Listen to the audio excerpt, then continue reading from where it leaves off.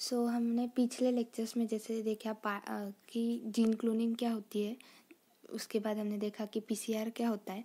आज हम देखेंगे कि जीन क्लोनिंग और पीसीआर का इम्पोर्टेंस क्यों है, हम क्यों जीन क्लोनिंग और पीसीआर कंडक्ट करते हैं। Let's take an example. अब जैसे ई कोलाई में 4000 जीन्स होते हैं। अब 4000 जीन में से हमें बस एक ही जीन की स्टडी करनी है, तो हम कैसे करेंगे। कंसिडर करिए कि ए बी जीन है। अब हमें बस ए बी जीन की ही स्टडी करनी है, तो हम इसे आइसोलेट करेंगे, फिर इसे वेक्टर में लाइगेट करेंगे। वेक्टर में लाइगेट करने के बाद इसके न्यूमरस कॉपीज़ बनेंगे, मतलब क्लोन्स बनेंगे, और उसके बाद हम इनकी स्टडी करेंगे। तो प्योर सैंपल किसी जीन का मिलने के लिए हम जीन क्लोनिंग और पीसीआर कंडक्ट करते हैं। नाउ अब ये प्रोसीजर कैसी होती है कि हमें अगर किसी जीन का प्योर सैंपल चाहिए तो क्या स्टेप्स होते हैं जीन क्लोनिंग और पीसीआर में। तो यहाँ पे जैसे आपको दिख रहा है कि यहाँ पे 3 डीएनए फ्रैगमेंट्स है और 3 जीन्स है, वो भी अलग अलग।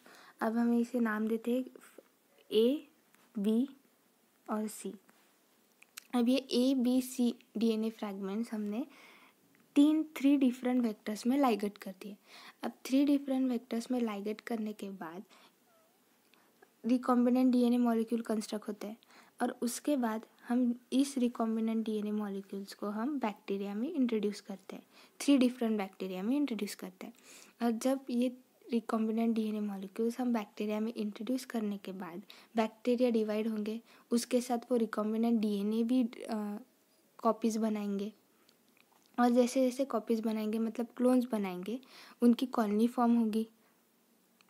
जैसे कि आप देख सकते हैं यहाँ पे ए जीन की कॉलोनी है, यहाँ पे बी जीन की कॉलोनी है, यहाँ पे सी जीन की कॉलोनी है, और इसे फिर हम ए जीन को आइसोलेट करके हम उसकी स्टडी कर सकते हैं।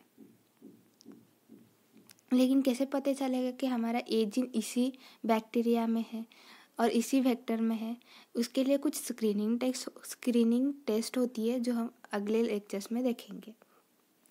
लेकिन जीन क्लोनिंग के कुछ लिमिटेशंस भी होती है।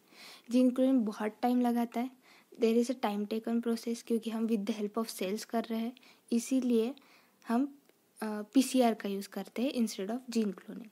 लेकिन पीसीआर के भी कुछ लिमिटेशंस होते हैं, वो भी देखेंगे हम। अब पीसीआर में क्या होता है, पीसीआर में हमें नोन डीएनए फ्रैगमेंट को हम प्राइमर्स लाइगेट करते हैं, और उसके बाद क्लोन्स फॉर्म होते हैं, जैसे हमने पिछले वीडियो में देखा था, और हमें न्यूमरस कॉपीज़ मिलते हैं एक जीन की क्लोन्स, जैसे कि जिसे हम क्लोन्स बोलते हैं। लेकिन इसके कुछ ड्रॉबैक्स भी हैं। अगर अननोन सीक्वेंस रहा तो हम प्राइमर्स बना नहीं सकते, और इसीलिए पीसीआर हम यूज़ नहीं कर सकते, और इसीलिए अभी भी पीसीआर की जगह जीन क्लोनिंग कहीं कहीं यूज़ कर सकते हैं।